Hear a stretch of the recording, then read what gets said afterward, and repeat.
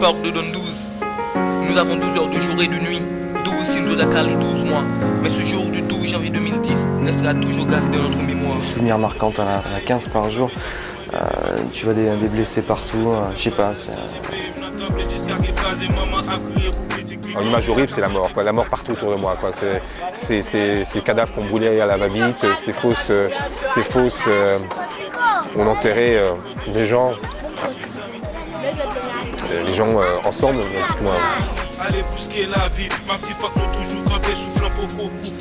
La petite Fedora qui est sortie au bout de 9 jours, qui est encore là en train de faire son pansement.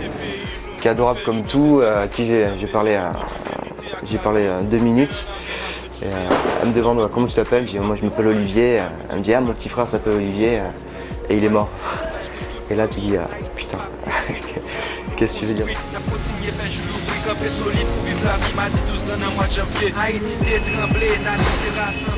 Tout ce que j'ai vu, ces gens qui tendaient la main pour essayer de sortir des décombres et on ne pouvait rien faire, on leur donnait un petit peu d'eau mais le lendemain ils mouraient. Mais aussi cette ferveur de foi de tout ce peuple là qui se bat pour survivre. Et on voit après 15 jours comment tout reprend vie, tous les gens essaient de se battre et de vivre. Quoi.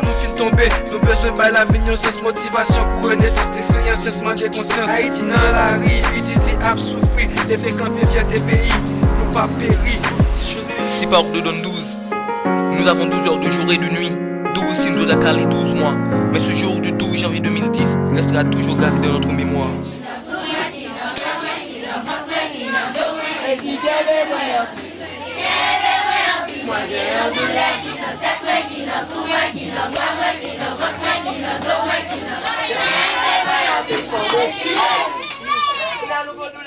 Vous savez, quand on a un séisme, au début, moi, je pensais que c'était un poids lourd, mais même, c'est pas ça, c'est qu'on est très égoïste, on essaie de s'échapper chacun pour soi. Puis après, quand on a vu l'ampleur des choses, quand j'ai vu l'ampleur des choses, j'étais complètement catastrophé. Alors la première chose que j'ai eu, la première réaction que j'ai eue, ça c'est essayer d'aider les gens qui étaient autour de moi. Donc chez moi, j'ai hébergé beaucoup de gens et on a essayé de faire le possible, les nourrir, trouver du gaz, parce qu'au début, il n'y avait plus rien fonctionnait pendant une semaine. C'était très individuel au départ, hein. Chacun pouvait essayer d'aider les uns, les autres, c'était ça. C'est vrai que l'urgence a mis un petit peu de temps à se mettre en place. Maintenant, l'urgence est bonne dans la distribution d'eau. On voit qu'il y a beaucoup d'eau distribuée, elle est bonne dans la santé. Mais ce qui, pour le reste, c'est-à-dire distribution de nourriture, elle est assez faible. Et pour tout ce qui est aménagement de camp et tout ça, vous voyez encore derrière, donc pas de temps de distribuer encore. Donc il y a une distribution, mais elle est parcimonie et pas toujours bien faite, quoi.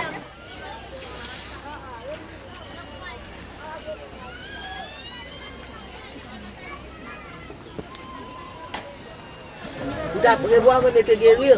Donc, vous avez mis papier, si la vie a tombé, si vous avez papier, vous n'avez pas perdu. Tout pareil, nous perdons, nous ne pouvons pas réussir à rien.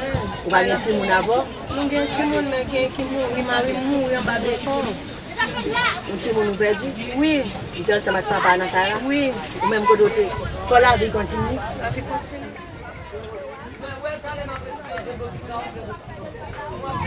Là, ici, on est en haut de Canapé Vert où presque tout a été détruit sur les pans de la montagne. Et on n'est pas loin d'un orphelinat. C'est Mamie Georges qui s'occupe de cet orphelinat. Il y a à peu près 35 enfants. Il y en avait plus de 35, il y en a au moins 5 qui sont morts sous les décombres. L'orphelinat est complètement écrasé. Et ce n'est pas un orphelinat pour faire adopter les enfants, c'est une femme qui adopte des restes avec, qui s'occupe des restes avec. Les restes avec, ce sont des enfants qui sont donnés à des familles pour faire le ménage, pour faire tout dans la maison, quoi. Et c'est souvent des familles plus pauvres qui donnent ces enfants pour que cet enfant puisse manger chaque jour. Mais souvent, bon, c'est un peu de l'esclavage, hein, il faut bien reconnaître la chose, quoi.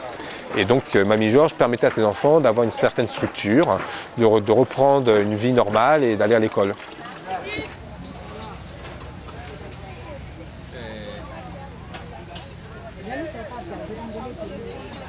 Trois enfants qui étaient morts ici. Le professeur sent que la terre tremble et puis ils annoncent ça aux enfants en disant « accourons-nous ». Et puis les trois enfants étaient plus lents et puis la maison s'est tombée là, leur tête était dehors et puis le reste parti du corps à l'intérieur.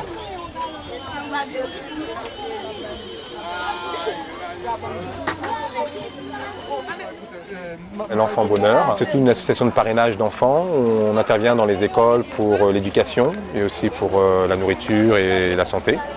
On travaille surtout en province, mais aussi à Port-au-Prince. Et dernièrement, vu l'ampleur du séisme qu'il y a eu à Port-au-Prince, où moi-même je vis avec ma famille, nous sommes intervenus pour aider à évacuer les blessés et à distribuer de la nourriture à certains orphelinats.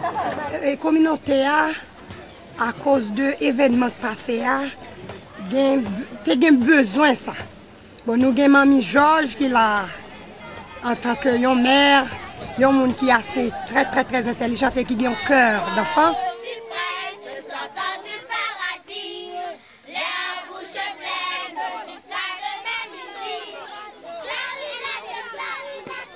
Depuis le séisme, j'aide les enfants en situation difficile, en leur donnant à manger, en pensant leurs blessures, en leur donnant quelque chose de chaud pour pouvoir dormir. Enfin, je fais tout ce que je peux.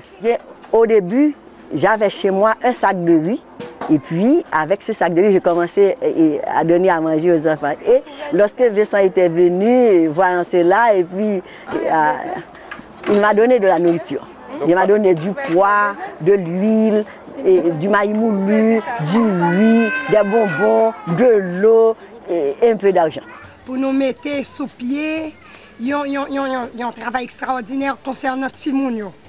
Timounio qui n'a pas de maman, Timounio qui reste avec, et l'autre monde qui n'a pas de monde qui se secoue.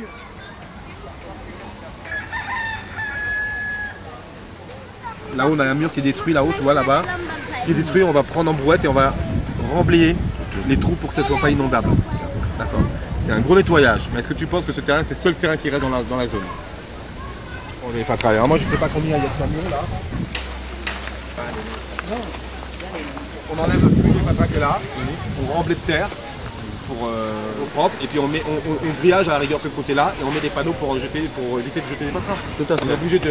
Et à la rigueur, si on peut trouver des bennes, c'est mettre des bennes autre part. C'est ça que je suis en train de voir avec Mamie Georges. Ouais, on va organiser quelque chose de bien, et surtout pour les enfants. Les enfants qui sont un petit peu déshérités, et surtout les enfants sont fragiles. Donc si quelqu'un peut nous aider avec les enfants, ce serait vraiment un grand bien. Est-ce que tu penses que c'est faisable ou pas? Tu veux pas qu'on monte un peu dans le terrain? Tu veux pas qu'on monte un peu dans le terrain pour voir? Je te montre de hauteur. Et à la gloire de Dieu, au salut du monde. Et puis pour les enfants surtout. C'est une bonne chose pour les enfants. Changer mentalité après ça peut passer comme vous voulez bon Dieu toujours protéger nous contre tout danger chaque jour y'a rien à agir allez bousquer la vie Maxi faut que nous toujours camper soufflant pour couper la vie fait commencer à toi faut que nous frapper ensemble la plébé Haïti pour fierté pays nous on fait l'union c'est ça que la force c'est ça le péché pour continuer lutter avec la vie mais dans la main après trouver avec tête ensemble la motiver nous pas décourager l'entraîne est où? Eh ben, le projet avance bien, là, donc après une quinzaine de jours, on va dire, on a pu récupérer les tentes, planter les tentes, donc les enfants, à mon avis, à partir de lundi, pourront s'installer. À peu près une cinquantaine d'enfants pour dormir, et une centaine d'enfants par jour pour des activités et la nourriture.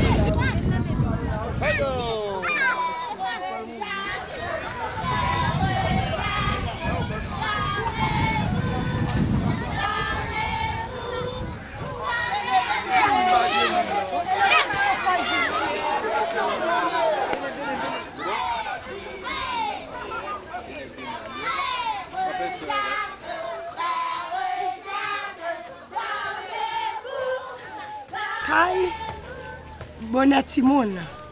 Ça me fait plaisir de travailler pour Bonnet Kai Timoun. C'est un bon projet et j'espère que ça va continuer à nous encadrer nos enfants, nos ancêtres, tout ça. C'est pour le bien de notre pays. Ça me fait plaisir de voir des Français venir en Haïti, venir nous aider. Et mes souhaits, c'est de relancer les structures pour que les enfants puissent retourner à l'école. Parce que moi, ce qui me fait peur dans le long terme, là, on gère le court terme avec des grosses ONG et tout. Et je pense que l'éducation, les enfants vont perdre encore une année scolaire, ce qui est assez incroyable. Et il faut vite même si le traumatisme, on ne le ressent pas directement, il sera là. Mais après, nous on est plus aussi pour essayer de redonner un semblant de vie à ces jeunes, à tous ces enfants, et donc l'éducation.